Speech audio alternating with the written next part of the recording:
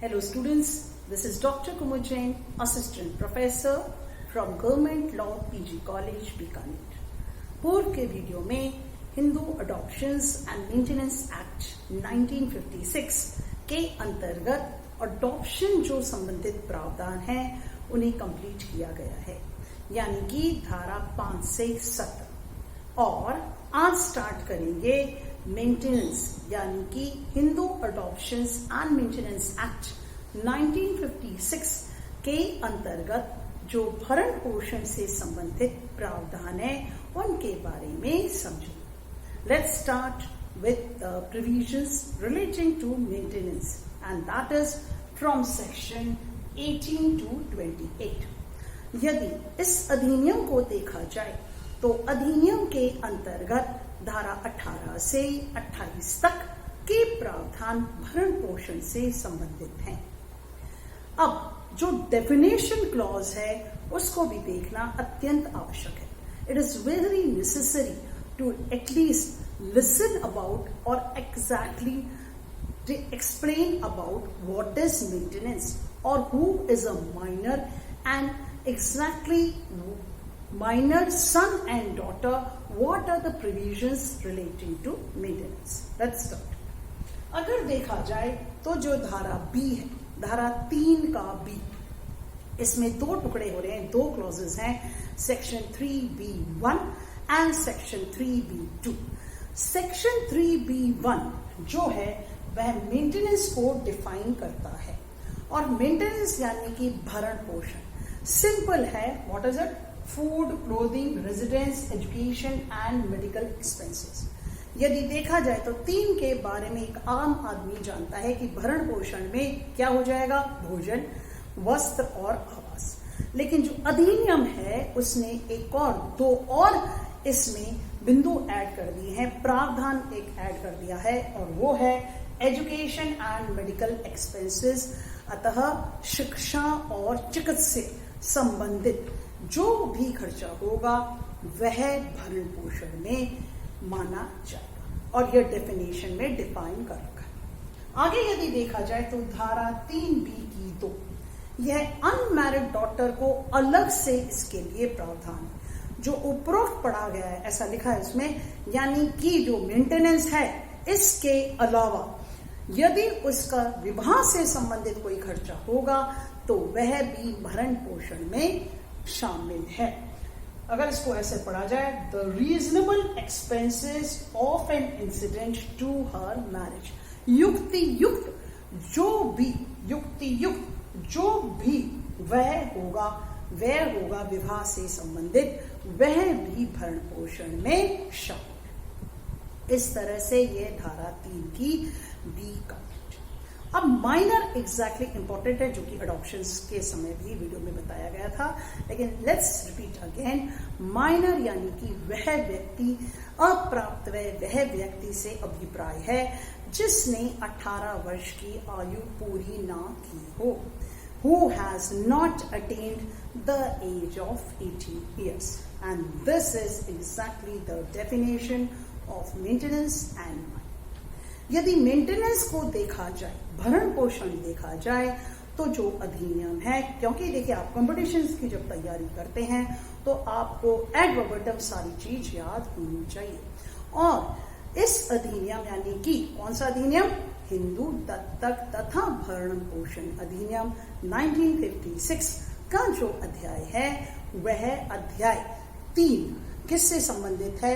वह अध्याय मेंटेनेंस से संबंधित है, भरण पोषण से संबंधित है। यदि हिंदू विधि में देखा जाए तो मनु इसके लिए स्पष्ट कहते हैं। मनु ये कहते हैं, क्योंकि बहुत बड़े विद्वान हुए हैं मनु ये कहते हैं, और हिंदू विधि में माना हुआ उनका नाम है। सर्वप्रथम उनकी जो डेफिनेशन है वो क्या कहती है भरण पोषण के लिए?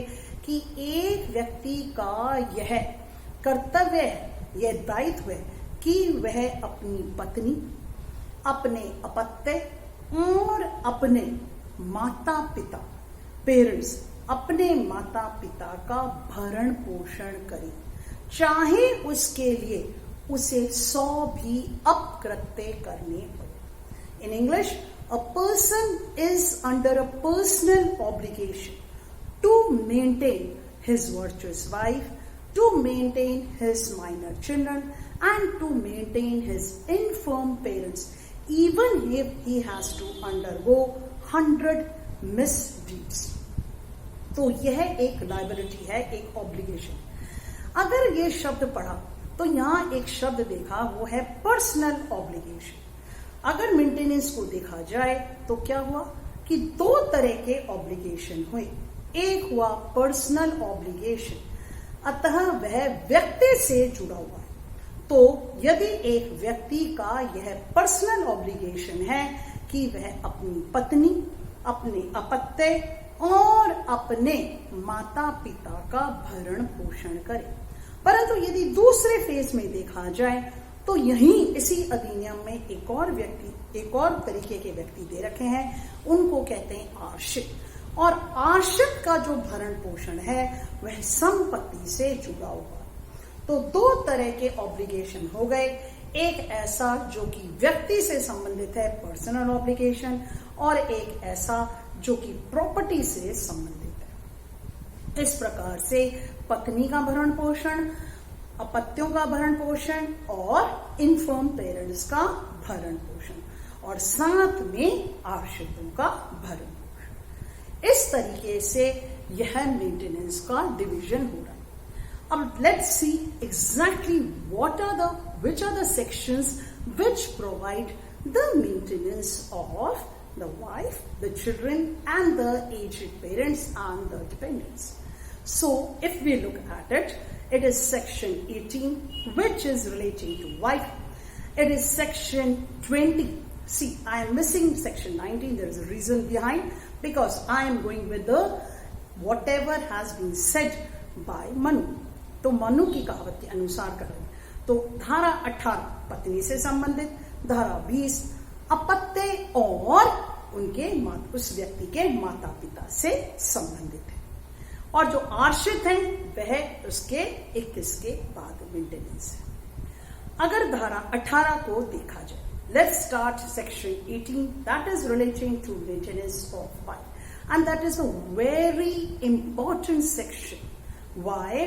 Because if we look at section 18, यदि धारा 18 को देखा जाए तो वह क्या कहती है?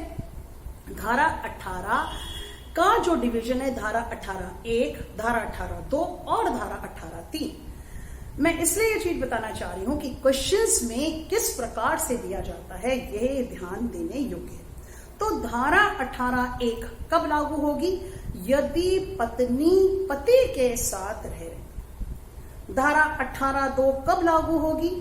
यदि कोई कारण है, कोई युक्तियुक्त कारण है, बिना न्यायालय की डिग्री के, और वह अलग सेपरेट रेजिडेंस, अलग रहते हुए भरण पोषण की जब मांग करती है, तब वह 18(2) है. और 18(3) एक ऐसी हिंदू पत्नी से संबंधित है जो कि असती या हिंदू नहीं रह गई है. इस तरह से ये 18(1), 18(2) और 18(3). और यदि डिग्री ऑफ कोर्ट पास होती है तो उसके लिए हिंदू लॉ में अलग से चैप्टर और प्रोविजंस है. It is not exactly relating to section 18. It is relating to Hindu marriage act.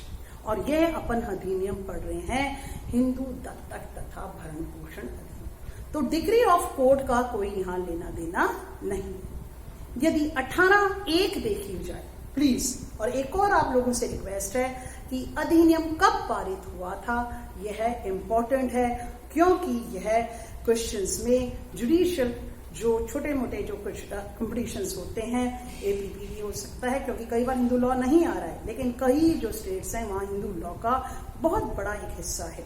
तो इसलिए उन स्टूडेंट्स के लिए भी मैं एक छोटी सी गुजारिश है, आपसे एक छोटा सा रिक्वेस्ट है कि please look at the date, on which date it was, exactly किस दिन ये लागू हुआ था. तो यदि मेंटेनेंस ऑफ वाइफ देखा जाए और अधिनियम जो लागू हुआ था वह हुआ था 21 दिसंबर, मैं यहां लिख दूं 21 दिसंबर 1956. ये बहुत इंपॉर्टेंट है, कारण कि मैंने आपको अडॉप्शन में भी बोला था और यहाँ भी बोला था, हर अधिनियम की डेट इंपॉर्टेंट है। धारा 18 यदि देखी जाए तो धारा 18(a) क्या कहती है? धारा 18(a) कहती है, I'll just rub out this. धारा 18(a) यह कहती है बिफोर और आफ्टर द